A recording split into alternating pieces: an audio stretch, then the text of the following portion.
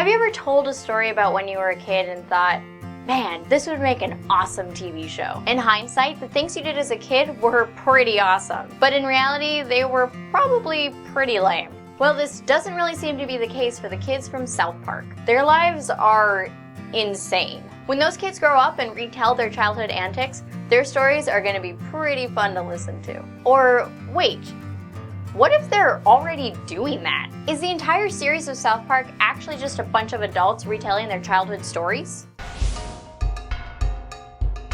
This conspiracy states that all of South Park is actually just the retelling of the gang's childhood adventures as adults. Like How I Met Your Mother, but with more fart jokes. However, there are a couple different versions of this one concept. Some believe that the adult retelling these stories is an older Butters in therapy. Others believe that it's Cartman's therapy sessions as he's suffering from schizophrenia. Other versions state that it could be stories told at Cartman's funeral by another member of the gang. But we can cover the specifics of the who and where of this conspiracy later. For now, let's focus on why it could make sense that the series is told from the perspective of a reminiscing adult. Some really crazy things happen in South Park. I mean, Earth being an alien reality TV show and meeting Cthulhu, these things are just weird and crazy enough that only a kid could make them up. And if you've ever had a kid tell you a story, they're pretty confident in the validity of their tale. I'm a cop, and you will respect my authority! So if this is really the adult versions of these kids retelling their stories, they could be exaggerating them even more. The kids in South Park say and do a lot of things that would get the average fourth grader grounded for life. So, if it's adults recounting these tales, their mature humor and cynical viewpoint on life is probably going to bleed through.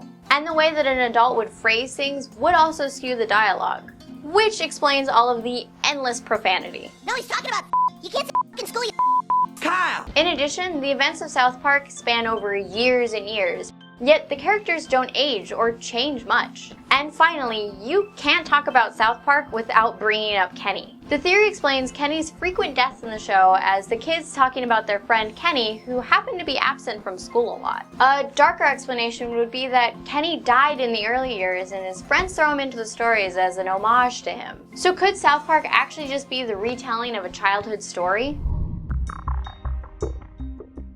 South Park is full of crazy twists and turns, so we can't really rule out this theory just yet. As we mentioned before, there are lots of different versions of this conspiracy, so let's take a look at which one would explain this the best. The first version being that the series is an adult Butters talking to his therapist. But how could Butters recount the stories that don't directly involve him, or even those that happened before he was introduced in the series? Well, it's possible that maybe he's just repeating these stories that the other kids told him. Butters is by far the most gullible character in the series, so of course he's going to believe all of these crazy tales that his friends are telling him. Alright, Butters, will you go document the vampires' movement so we know what their intentions are? Really? Do you think that's best? Well, after an understandably troubled childhood and being pulled in and out of therapy several times, it makes sense that he would ultimately end up there as an adult. But what if it was Cartman in therapy instead? Others believe that Cartman was so traumatized by his childhood that he ultimately developed schizophrenia. And he's attempting to recall his childhood memories, but they're getting mixed in with these hallucinations. And going back to Kenny, Oh my god! They killed Kenny! there is actually a little bit of truth in this theory. Creator Trey Parker had a childhood friend who wore the same orange parka and was difficult to hear clearly. This friend would skip school quite often, causing his friends to joke about him actually being dead. So this could be what the adult versions of the cast of South Park also did. Maybe Kenny's not really dying. Maybe he's just ditching school a lot. Honestly, this theory could make a lot of sense in several variations. The only thing I'm not buying is the narration. Unlike other flashback shows, such as How I Met Your Mother, there isn't a past tense narration. Everything in South Park seems to be happening in real time, which is why I personally don't really believe this conspiracy. So on the plausibility meter, I'm going to give the South Park conspiracy 2 Mr. Hankies out of 5. Here are a few things that you guys said about this conspiracy. 2000 Zack Attack said, but what about the celebrity cameos in the show? They weren't famous back then. Excellent point, Zack, and yet another reason why this conspiracy comes out pretty false. Pure Awesomeness wrote, my theory about South Park is when Eric Cartman had that incident and thought he was a psychic. Well, what if he never woke up? he may be a psychic and dreaming all of this. Well, it appears there is a comatose dream theory for almost every cartoon out there.